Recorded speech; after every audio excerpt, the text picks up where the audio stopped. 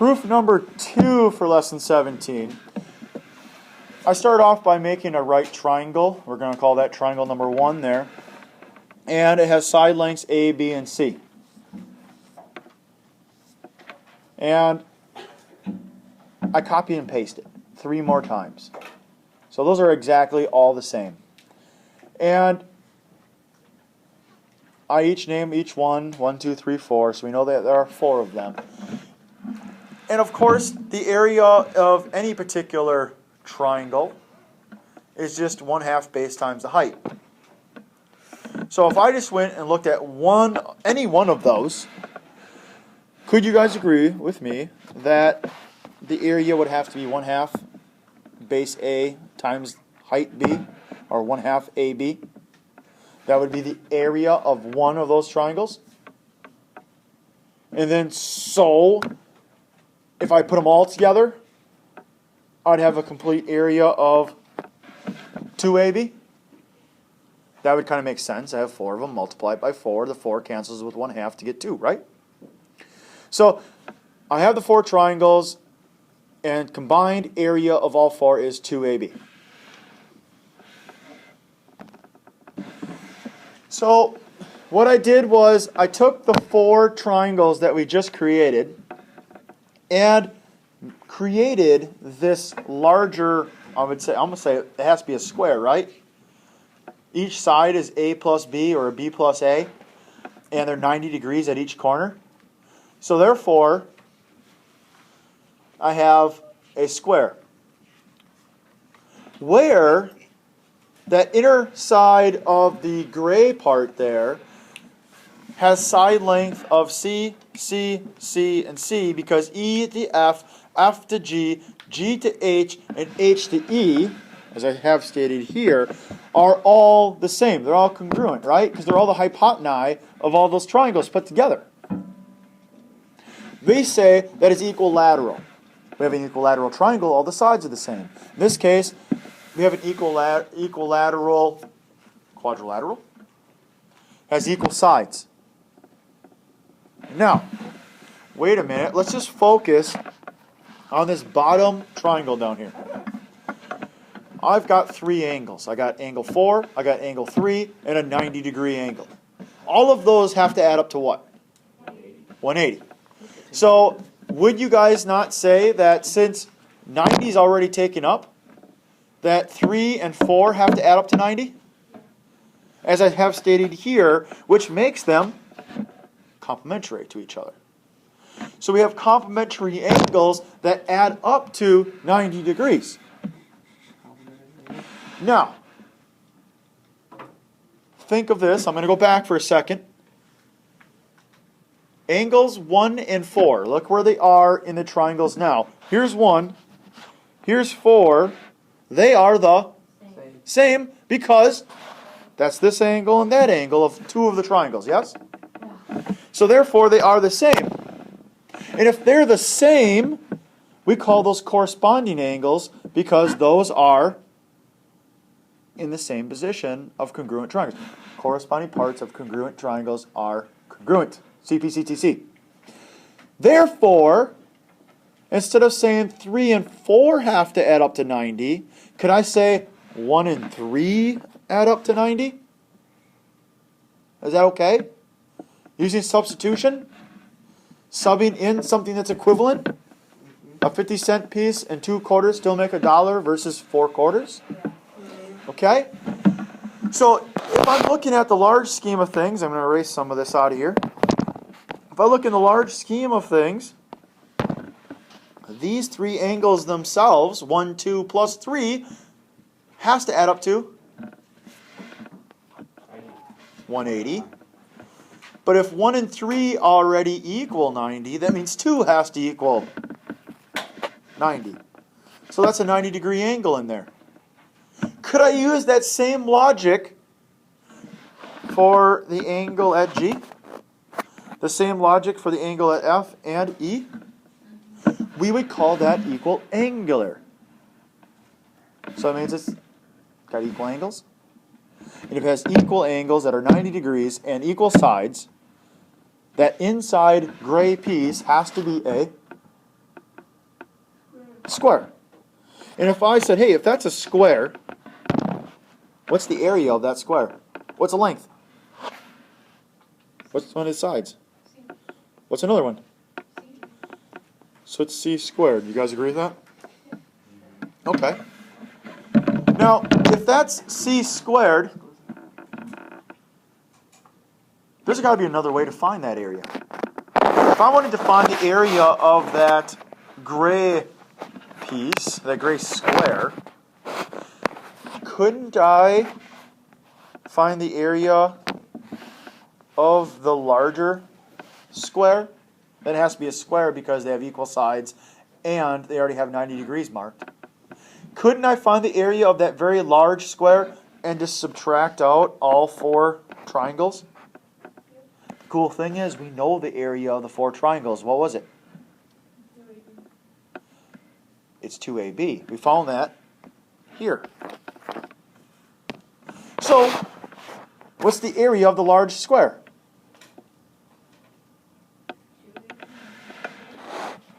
Careful. What's the side length of the top and a side? What's the base? It's A plus B, right? What's the length of a side? A plus B. And if I take that and subtract 2AB from it, I should probably be equal to that inside piece. And the inside piece we said was c squared. Well, then let's FOIL this. What's A times A? A squared. A times B? B times A. Or AB. And B times B? Minus 2AB should equal C squared. What happens when I add my ABs together? AB squared? No. 2AB. 2AB. And minus 2AB equals C squared. And of course, what will happen? The ABs will cancel. 2 ABs. So you're left with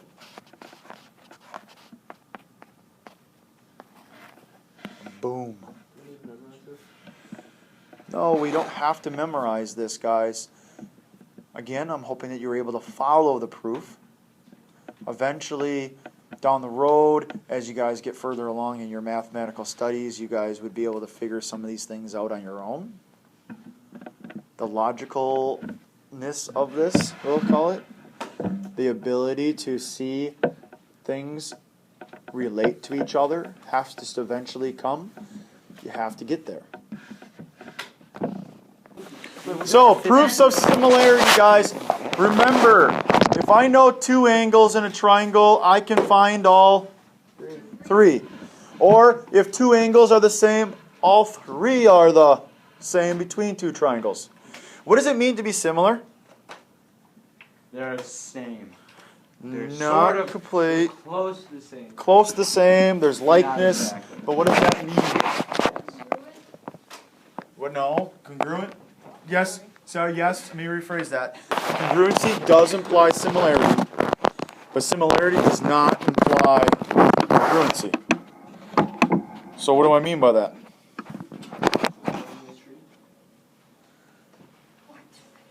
What does it mean to be similar?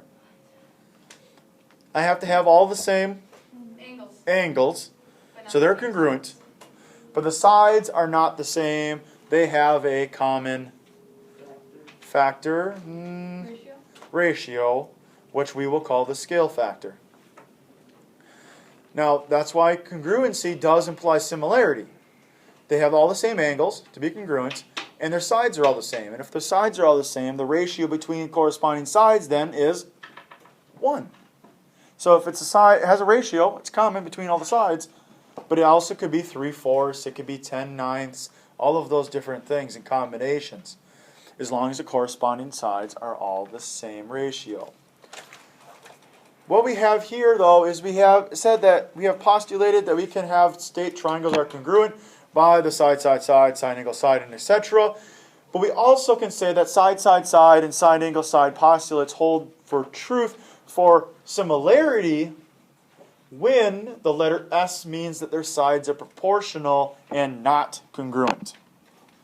So if I can prove that two of the sides have the same ratio, like example 4 to 9, and I have an angle, I can say by side angle side, if the angle's between them, then we're good to go. If I can prove that all three sides have the same ratio, then I can say they're similar. Or I can default, the easiest way to prove things are similar is if all the angles are the same. If all three angles are the same, it implies similarity. So what we're going to do here is we're going to give you a basic diagram and say just prove. Notice that it doesn't state anything for a given. You're going to have to look at the diagram and pull that information out of that. We still are going to have statement and reason. We still have statements, we still have reasons. But what would statement number 1 be? What's the given stuff? What can you say here? So angle A is congruent to angle E. Now, it's kind of funny that we're using the fact that we're stating things are congruent, but really we only want to state similarity. And remember, similar or similarity has that little symbol there, which is kind of a squiggly line, right? That's a bad squiggly line. Kind of more like this. The reason is given. What else can I get from this? Anything else is given? Any sides? Any other angles listed? I don't think there's anything listed or shown. Yeah? Like the C part, those are the same. C part's the same, so we got to list that. How do we list that? Vertical. They are vertical angles. So angle what? BCA is congruent to angle DCE because vertical angles. You got vertical angles going on, so let's draw that. We already had a single band, so I'll put a band with a tick mark on it. What else then is there to say on this? Angle CBA is congruent to angle CDE. Yes, we could use 3 letters and say CBA is congruent to ED or CDE, or because there's nothing else there, can I just say angle B is congruent to angle D? Why? If two angles are congruent. Yep. 2A implies 3A. 4? Oh, we gotta draw that on here. Let's draw a double band. Double band. So, 4. Do we have enough information now?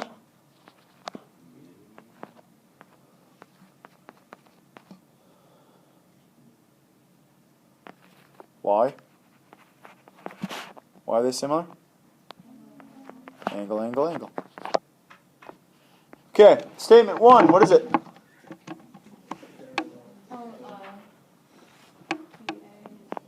Line segment AB is? What do those little arrows mean? Parallel.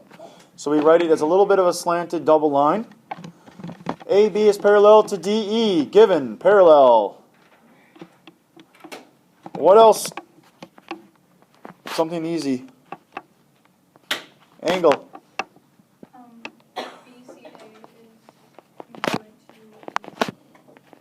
to DCE. Angle BCA is congruent to angle DCE because vertical angles. So this and that are the same. Now, what's next?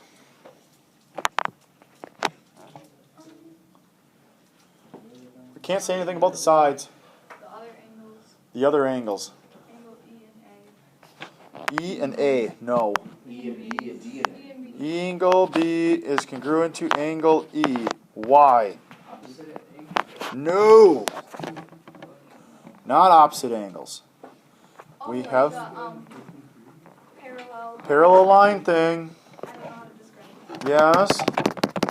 We use this actually in several other proofs already. Yep, they're transversals. But why? What's the name for it?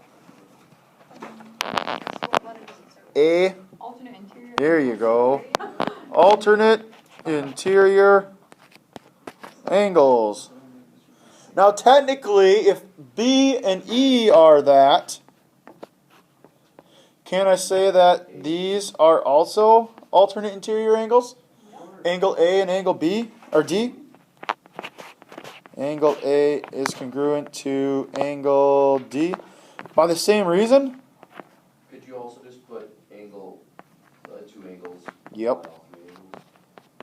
You can choose. In that case, because you already know 2 of them, all 3 of them have to be. Or you can still state the fact that they are alternate interiors to their own transversal of AD. Yes?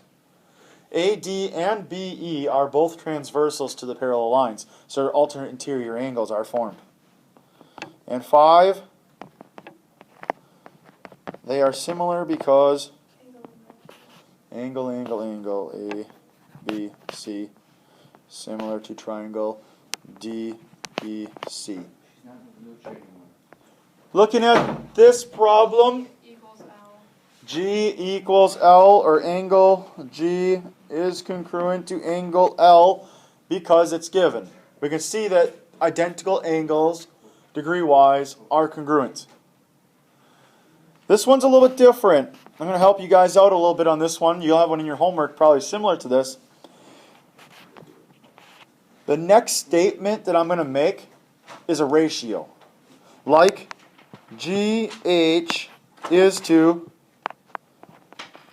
KL, which will equal 12 to 8. Why is it 8? Oh, sorry, I meant 10. It is a bad 8, but that's an 8. Oh, okay. And that's given. Yeah. Could I also state that Yes. GI to To JL JL is equal to to 15 to 10? That's given. So the ratios are there. We just created them. Now, in step 4, can I say that the ratio of GH over KL is equal to GI over JL? Wait, don't we have side? Yes, I think it was side. We do have a side angle side here, so we're hoping that it works. But are those two ratios the same? Yes. Yep. And they're the same because 12 over 8 is equal to 3 halves, which is equal to 15 over 10. All 3 ratios are equal to 3 over 2. Yep. So therefore, to make it easier, triangle is, you fill that out.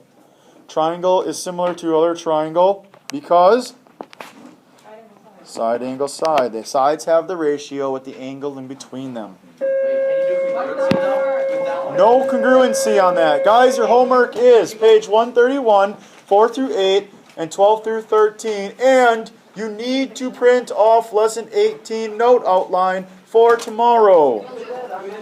Have a great day.